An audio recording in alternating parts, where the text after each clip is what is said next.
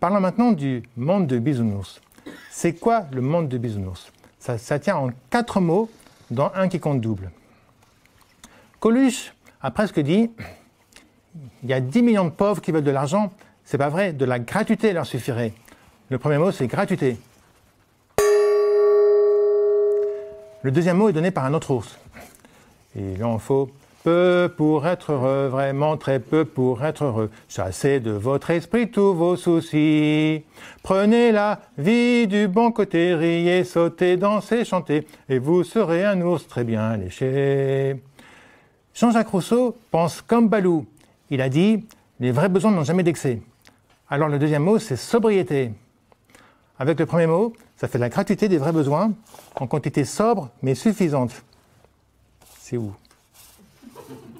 Eau, alimentation, logement, vêtements, communication, énergie, transport, culture, santé, éducation, etc. Le troisième mot est donné par le poète libanais Khalil Gibran. Il a dit « L'échange peut conduire certains à l'avidité et d'autres à la famine s'il n'est fait avec amour et bienveillance. » Alors le troisième mot, c'est amour ou au moins bienveillance. Vouloir du bien à l'autre dans la relation. Le quatrième mot, celui qui compte double, c'est participation. Participation à quoi? Au bien commun, c'est-à-dire travail. Combien de temps par semaine? 35 heures? 32 heures? Non, beaucoup moins. En 1930, l'économiste britannique John Maynard Keynes a prédit qu'en l'an 2000, on travaillera seulement 15 heures par semaine grâce au gain de productivité. Et John ne pouvait pas imaginer tout ce que le progrès allait apporter. Grâce à un téléphone, il est où? Bon, pas pour... Grâce à un... Ah, il est là. Grâce à ça et Wikipédia, j'ai une encyclopédie dans la poche. Avec en plus WhatsApp, je peux faire des visioconférences avec la Nouvelle-Zélande. Avec en plus YouTube, je peux regarder dans les toilettes des vidéos idiotes ou instructives. Des chats qui batifolent, par exemple. Et tout ça pour pas un rang. Non, John ne pouvait pas imaginer tout ça. Alors on peut travailler moins encore. On travaille combien de temps dans le monde du bisounours? 10 heures par semaine. 10 heures, oui. Et la retraite à 50 ans.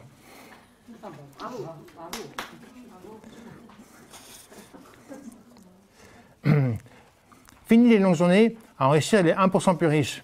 À nous les week-ends de 5 jours pour s'occuper des enfants, des vieux, des animaux, voir ses amis, des expos, apprendre des langues, lire, cultiver son jardin, ou simplement ne rien faire du tout, contempler la création. Mais attention, il ne s'agit pas de 10 heures à faire du fichier Excel au PowerPoint en télétravail. Non, il s'agit de 10 heures à produire les besoins de base. Je suis le poinçonneur des lilas, le gars qu'on croise et qu'on ne regarde pas. Il n'y a pas de soleil sous la terre, droite de croisière, pareil, il n'y a pas de sous-métier. Moi, je fais des trous dans des billets. Des trous dans des billets, c'est un besoin de base? Non. Alors, sortant Gainsbourg de son trou et envoyons-le planter des oignons et des patates 10 heures par semaine. Il y trouvera du soleil et du sens. En tout cas, j'en ai trouvé, moi. Savez-vous d'où vient le mot travail? Oui, ça vient du latin tripalium, qui était un instrument de torture.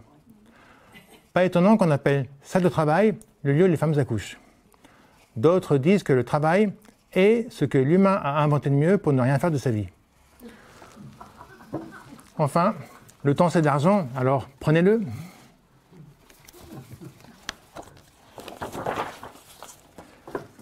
Travaillez moins pour vivre plus. Travaillez moins pour polluer moins. Travaillez moins pour travailler toutes et tous. Travaillez moins pour participer aux affaires publiques.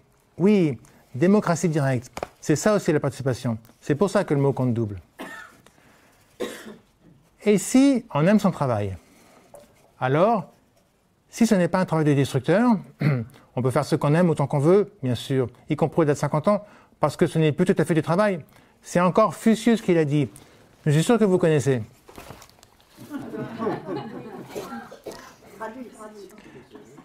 Je, toujours, hao, je, Bonjour, le je. Ça veut dire ceux qui savent faire ne sont pas aussi bons que ceux qui font bien, et ceux qui font bien ne sont pas aussi bons que ceux qui font dans la joie. Et en français, c'est devenu choisissez un métier que vous aimez et vous n'aurez pas à travailler un seul jour de votre vie. Il y a quand même un certain travail d'interprétation. Gratuité des vrais besoins en quantité sobre mais suffisante. Participation au bien commun, 10 heures par semaine jusqu'à 50 ans. Participation aux affaires publiques, bienveillance. C'est ça le monde du bisounours. Utopique? Oui, certes, mais l'utopie ne signifie pas l'irréalisable, mais l'irréalisé. L'utopie d'hier peut devenir la réalité d'aujourd'hui. Ce n'est pas moi qui le dis, c'est Théodore Monod. La sécurité sociale, c'était une belle utopie il y a 80 ans. Et c'est encore une utopie dans beaucoup de pays. Aux États-Unis, il y a 25 millions de personnes sans aucune couverture sociale. Mais en France, c'est la réalité. Mais il n'y a pas encore de sécurité sociale pour le logement. J'ai une amie dont le rêve est d'acheter un petit appartement pour elle et ses 2 loulous. Je trouve ça tellement triste. Le logement est un besoin de base et devrait donc être gratuit pour que les rêves soient bien plus beaux. Faire le tour du monde à la voile, voir les manuscrits de Tombouctou, parler arabe et chinois, ce genre de choses. Certains fous dangereux rêvent de coloniser Mars. Moi, mon rêve, c'est qu'il y ait des humains qui sabrent le champagne pour fêter la fin de la dangerosité des déchets nucléaires dans 21,4 millions d'années.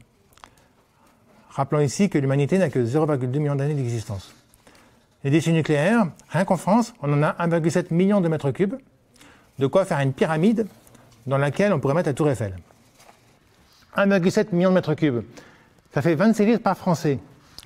Bonjour madame, bonjour monsieur, bonjour les enfants, une famille de 4. Voici vos 100 litres de déchets nucléaires. On les met dans la baignoire. Attention, ça pèse 1 tonne. Et tous les ans, je viendrai vous en apporter 8 kilos de plus. Elle est pas belle la vie. Mais revenons au monde du bisounours. Il commence à exister en vrai. Oui, en France, il y a les épiceries coopératives. Les coopératrices sont à la fois des clientes, des employés et des copropriétaires. En travaillant 3 heures par mois, ils, elles, ont accès à des produits de qualité moins chers.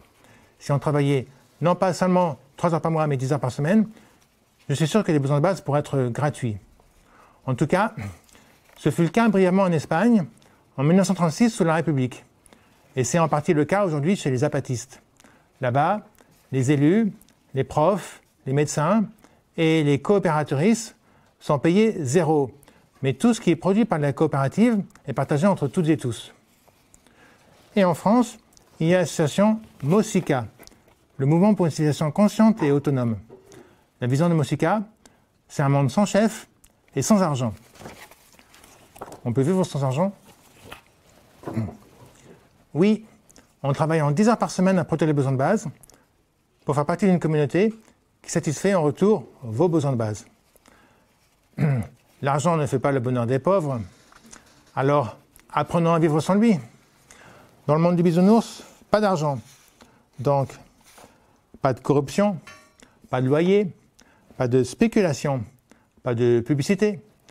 Supprimons l'argent et ça passera mécaniquement le temps de travail des nuisibles de tout poil à 0 par jour ou par semaine, comme vous voulez. Au chômage des lobbyistes, les traders, les trafiquants, les mercenaires. Devenons toutes et tous des MOSI-camarades. Remplaçons le pouvoir d'achat par le pouvoir de vie.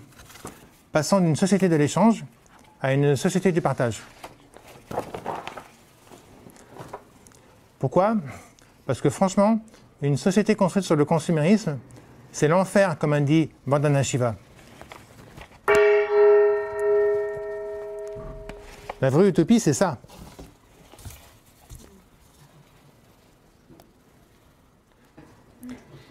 L'utopie a changé de camp. Est aujourd'hui utopiste, celui qui croit que tout peut continuer comme avant. Voulez-vous savoir où va le monde?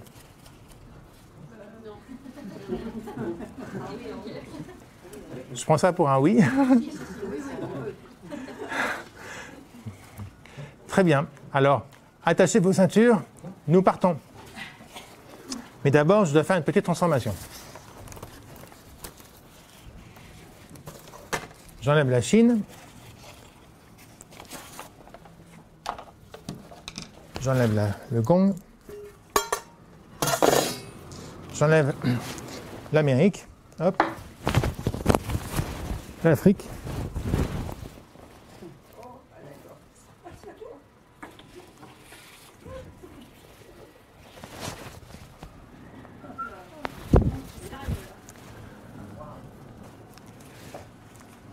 Et voici le chef de cabine Bisounours.